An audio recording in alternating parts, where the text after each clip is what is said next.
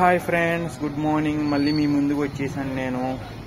ఈరోజు నేను ఎంచుకున్న టాపిక్ వచ్చేసి కరెంట్, ద పవర్. ఇంతకుముందు కరెంట్ అంటే ఒక అదృష్టం.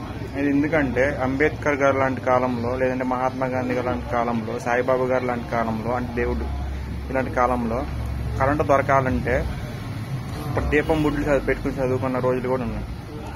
కానీ ఈ రోజుల్లో కరెంట్ అంటే నిత్యావసరం అయిపోయింది. ఆ రోజుల్లో కరెంట్ లేకపోయినా బతికేసేవాళ్ళు, ఈరోజు కరెంట్ లేకపోతే బతకలేకపోతున్నారు. అది నిత్యావసరం అయిపోయింది. మొబైల్ అంటే నిత్యావసరం, కరెంట్ కూడా నిత్యావసరం అయిపోయింది. కానీ ఈ రోజుల్లో కరెంటు ఇచ్చేదానికంటే సప్లై కంటే డిమాండ్ ఎక్కువ అయిపోయింది. ప్లస్ కరెంట్ రేట్స్ కూడా పెంచేశారు. ఎందుకు ఇలా పెంచాను అడగడం నా కూడా లేదు. ఎవరు కరెంటు డిపార్ట్మెంట్లో పనిచేసే వాళ్ళు కార్లు వేసుకుని తిరగవచ్చు, కార్లు ఏసీ వేసుకొని తిరగవచ్చు, వాళ్ళ ఇంటర్లో ఏసీ పెట్టుకుని తిరగవచ్చు. కానీ మేము కట్టే కరెంటు బిల్లుతో బతికే ఆ కరెంట్ డిపార్ట్మెంట్ వాళ్ళని మేము కరెంట్ ఎందుకు సరిగ్గా ఇవ్వటం లేదు, మాకు నాణ్యమైన కరెంట్ ఎందుకు ఇవ్వట్లేదు అని డిమాండ్ చేసే రోజులు మాత్రం లేవు. అడుగుతుంటే మా ఇష్టమా, స్టేట్ నుంచి తీసేస్తున్నారు, సెంట్రల్ నుంచి తీసేస్తున్నారు, బొగ్గు కొరత అంటారు, లేదంటే వాటర్ కొరత అంటున్నారు, లేదంటే విండ్ కండక్ట్ కాబట్టి అది కొరత అంటున్నారు. కానీ అక్కడ అర్థం కావాల్సిన మ్యాటర్ ఏంటంటే, మా దగ్గర నుంచి డబ్బులు పోయిన ఏమన్నా కరెంటు తీసేసినందుకు ఏమన్నా తీసేస్తారంటే సర్ఛార్జ్, వ్యాట్ ఛార్జ్, లేదంటే యూనిట్స్ కింద ఛార్జ్ అని డబల్ ఛార్జీలు వసూలు చేస్తున్నారు. ఇచ్చే కరెంటు ఇప్పుడు ఎగ్జాంపుల్ 50 యూనిట్లు అనుకోండి, మాకు ఇచ్చే 50 యూనిట్ల కరెంటు మాకు దాకా రాదు. మాకు 25-30 యూనిట్స్ వస్తుంది అనుకోండి. కానీ వీళ్ళు తీసుకునేదంతా 70-80 యూనిట్స్ కరెంట్ బిల్ తీసుకుంటున్నారు. అంటే ఏంటి, ఇక్కడ వచ్చేదానికంటే డబల్ తీసుకుంటున్నారు. ఇలా చేయడం వల్ల వాళ్ళకు ఉపయోగం కానీ మాకు ఉపయోగం లేదు.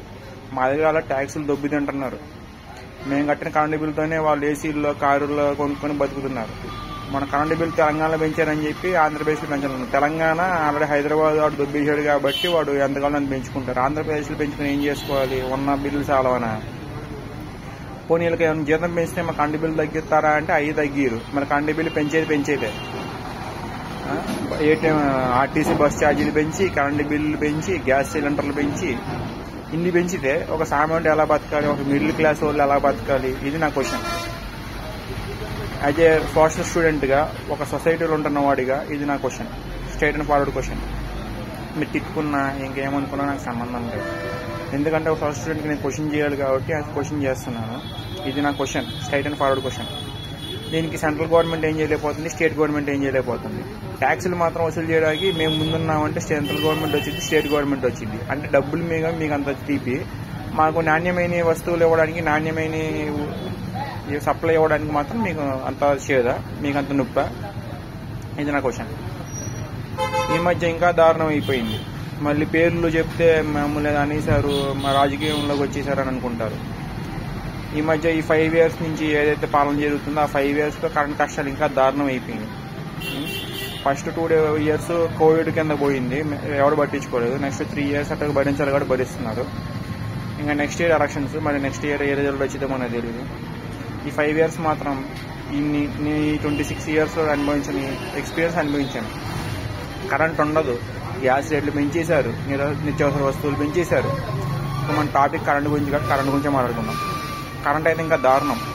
ఇంతకుముందు మాకు ఇంటిది 500-600 వచ్చే కరెంట్ ఇప్పుడు 1000-1200 వస్తుంది.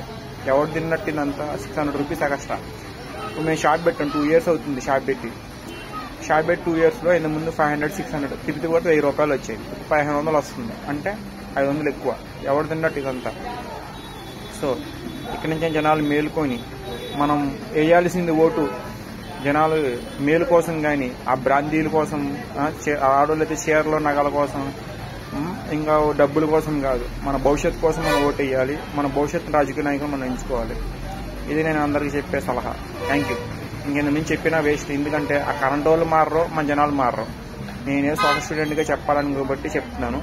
నాకు ఈరోజు కరెంట్ టాపిక్ ఇంట్రెస్టింగ్ అనిపిస్తే చెప్తున్నాను. ఎందుకంటే నేను ఈ మధ్య చూశాను, ఫస్ట్లో బాగానే కరెంట్ తీసేశారు, తర్వాత మళ్ళీ ఇచ్చారు, మళ్ళీ ఈ మధ్య కరెంట్ తీయడం మొదలెట్టారు గంటలో. ఈ కరెంట్ తీసుకెళ్ళి ఎక్కడ అమ్ముకుంటున్నారో మనకు తెలియదు.